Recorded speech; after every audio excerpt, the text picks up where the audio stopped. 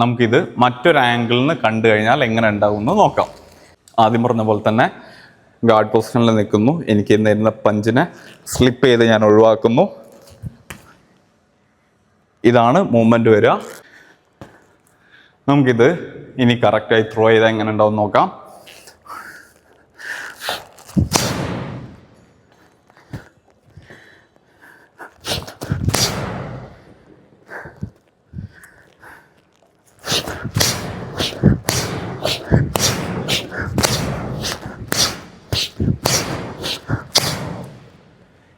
ഇത്തരത്തിലായിരിക്കും നമ്മുടെ lead hook വരിക.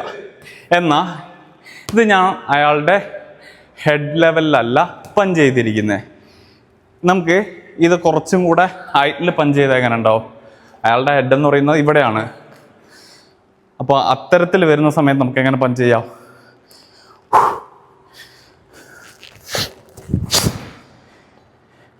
ഇപ്പം എൻ്റെ കൈയിൻ്റെ 90 ഡിഗ്രി എനിക്ക് നഷ്ടപ്പെട്ടു. അയാളുടെ ഹെഡ് എൻ്റെ ഹൈറ്റിന് വരുന്നുണ്ട്.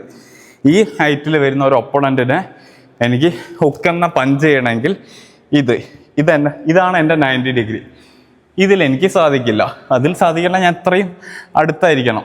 അതൊരിക്കലും നടക്കില്ല. അപ്പം എന്ത് ചെയ്യും?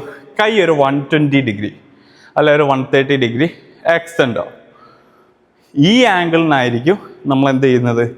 പഞ്ച് ചെയ്യുന്നത്. Again.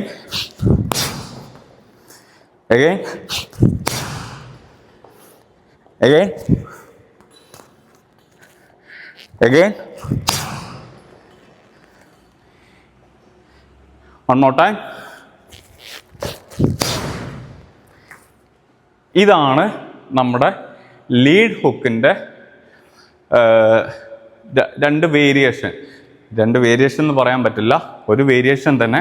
എന്നാൽ രണ്ട് ഡിഫറെൻറ്റ് സാഹചര്യത്തിൽ പഞ്ച് ചെയ്യുന്ന മെത്തേഡാണ് ഇത്. നമ്മൾ ഇന്ന് നോക്കിയിരിക്കുന്നത് ട്രഡീഷണൽ സ്റ്റൈലിൽ നമുക്ക് ലീഡ് ഹുക്കിനെ എങ്ങനെ ചെയ്യാം എന്നുള്ള കാര്യമാണ്.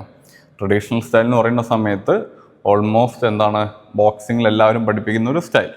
ഇനി ഇതല്ലാണ്ട് മറ്റൊരു രീതിയും കൂടെ ഉണ്ട് നമുക്ക് ലീഡ് ഹുക്കിനെ ചെയ്യാൻ വേണ്ടി, ഒരു സോവിയറ്റ് സ്റ്റൈൽ. അപ്പം അതെങ്ങനെ ചെയ്യാമെന്നുള്ളത് നമുക്ക് അടുത്ത ക്ലാസ്സിൽ നോക്കാം. അപ്പം ആ ഒരു ക്ലാസ്സിന് വേണ്ടി നിങ്ങൾക്ക് കാത്തിരിക്കാം. ഇതുവരെ എന്നെ ഫോളോ ചെയ്യാത്ത ആളുകളുണ്ടെങ്കിൽ ദയവ് ചെയ്ത് ഫോളോ ചെയ്യുക. നിങ്ങളുടെ സപ്പോർട്ടാണ് എനിക്ക് ഇനിയും വീഡിയോ ഇടാനുള്ള പ്രചോദനം.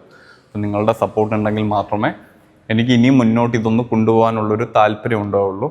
So please support me. Thank you.